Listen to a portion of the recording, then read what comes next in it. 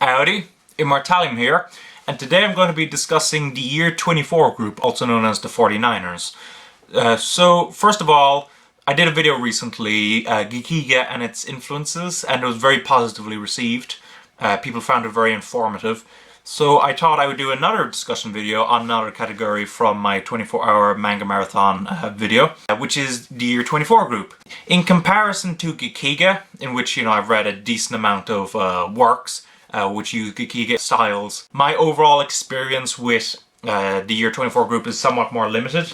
My entire experience is limited to simply this. All of this is my entire experience with their works, which is very little. Now, once I start explaining how much of their works have gotten released into English, you'll be able to understand a bit more as to why I only have this much. But suffice to say, I think it's a very important area to discuss and to inform people about, particularly since there's an upcoming release of one of their works. So let's get started. So first of all, why are they called the Year 24 group and the 49ers? Well, the interesting fact is a lot of them were actually born in 1949, or what would have been, I believe, the year 24 of the Emperor at that time, the 24th year of his reign. Would have been Hirohito, I believe. Anyway, so that's why they're called the Year 24 group and the 49ers. So basically, they were the first kind of major influx of women into the manga industry. Until that point, Shojo manga, which was, manga aimed at girls, was mainly written by men. Like a perfect example of that would have been Princess Knight and Twin Knight from Osamu Tezuka. And, very few women actually drew manga. There were a couple of exceptions, like, for example, Sazai-san. But in general, most manga was drawn by men. It was very much a man's industry. And so the Year 24 group was the first kind of major influx of women into the industry. And because of that, they had a lot of ideas for what they wanted to see in manga.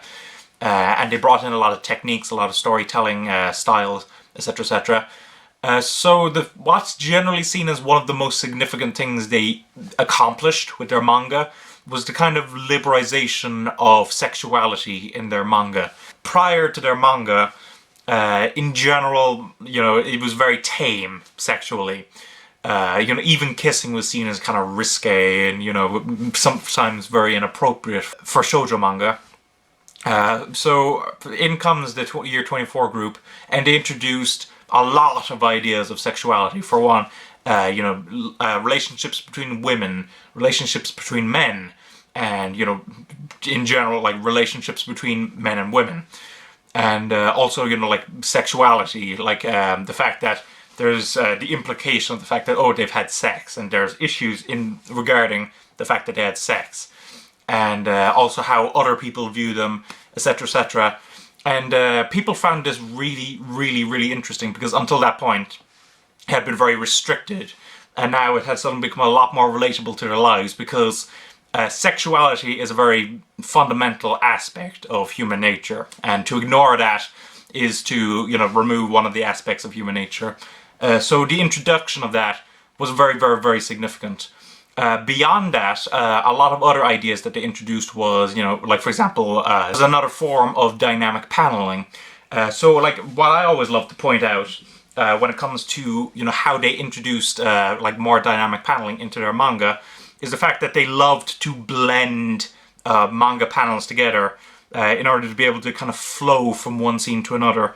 And the example I always point out is a scene that's near the end of Tetera, in which there is kind of a, I wouldn't go so far as to say a migration, but there's like people fleeing up a mountain while stuff is happening in space.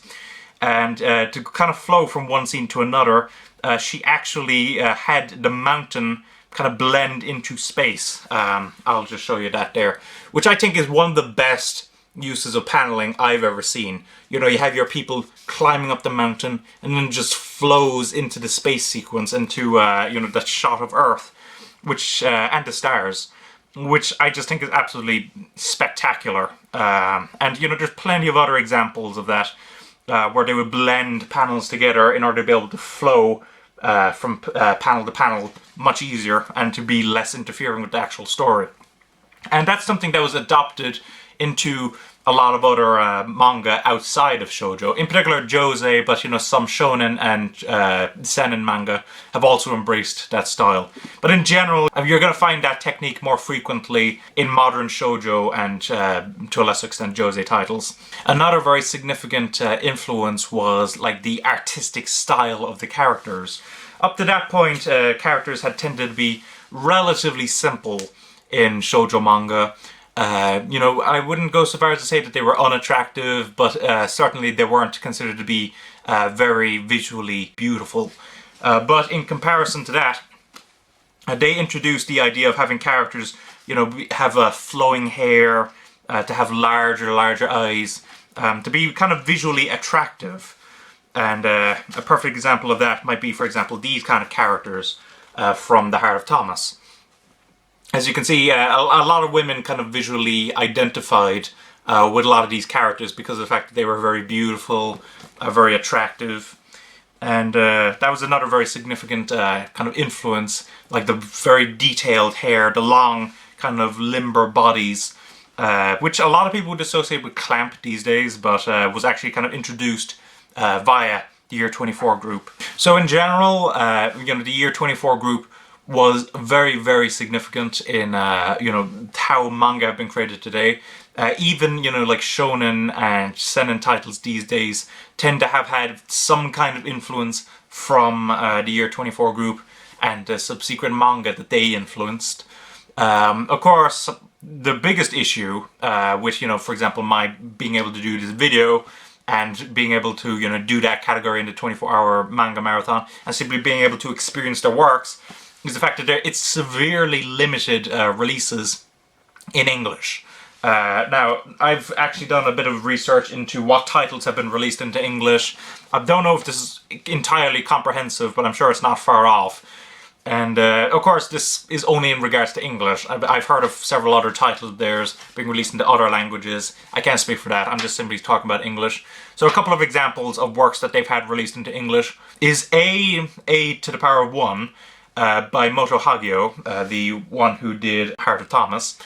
It was released by Viz, but is currently out of print. Viz also released 4 shoujo stories, which I believe was like an anthology of one-shots done by various people in the Year 24 group. But again, that's out of print. There was another manga, actually this would be probably the longest manga from theirs, released into English, From Eroica with Love, by CMX. Understandably, CMX don't do manga anymore, so it speaks for itself that it's out of print. But I believe it was like a kind of a James Bond parody, like a spy parody. And apparently a lot of people loved it because, they were very visually attractive and, very funny. Vertical also released a couple of titles. I actually have all of the Vertical releases of Year 24 group manga. Tetera and Andromeda stories, but their contract with Kaiko Takamiya has expired, and so they've actually stopped producing these manga. So if it's still in, it's still available sometimes, like on Amazon or on Book Depository, but it is out of print at this point. So if you want to get your hands on those, you need to get your hands on them as soon as possible. And Fantagraphics also released a couple of works from Moto Hagio. For example, Heart of Thomas, which I showed you there. One of the most significant kind of male love stories in all of manga. And also Drunken Dreams and Other Stories, which was a short story collection by Moto Hagio, which is currently out of print. But the one that I kind of want to point out most, because this is the most significant work that they produced, is Rose of Versailles. And until recently, the only amount of Rose of Versailles that got released into English was like one chapter. One chapter was translated by, I believe it was Frederick L. Schott, as part of this work discussing, manga and its influences. But there's only one chapter. But recently, Udon Entertainment, who I know mainly for, doing art books and everything, actually announced that they picked up the license for Rose of Versailles, and they're going to release them in 2-in-1s, which I'm enormously excited for. Rose of Versailles is considered to be one of the greatest romance manga of all time, and it was actually on, in my top 10 manga that I want to see get an English release. So, I really, really do I am really excited to see that get released into English. Now, they haven't made pre-orders available yet, and it certainly isn't going to be out by the time that we do our manga marathon videos. So, you know, you won't be able to get access to that. It'll have to be something from the rest of that list, which is a shame considering how few of them are actually available currently, with the vast majority of them being out of print. But that only speaks to how relatively unpopular they are in English. And that's something where I think, you know, manga fandom needs to work on. And that's why it's one of the categories in the 24-hour manga marathon. It's an area that I want people to be able to experience and be able to tell, do they like it, do they not like it, etc, etc. So, yeah, that's my kind of discussion video on, you know, the Year 24 group. I'm sorry that it isn't quite as comprehensive as Gekiga, but as I said before, my actual experience of their works is very limited in comparison to Gekiga. So hopefully you guys still found this video informative and entertaining. And as usual, I would love for you guys to kind of recommend me topics to you know, discuss in my next discussion video. So I would highly appreciate if you do that. And even if I don't choose that, it might spark an idea in my head. So, you know, there's absolutely nothing that can go wrong by simply recommending me something. There will always be a positive feedback to me. So that's my discussion video. Thanks for watching. Don't forget to comment, rate, subscribe, and bye-bye.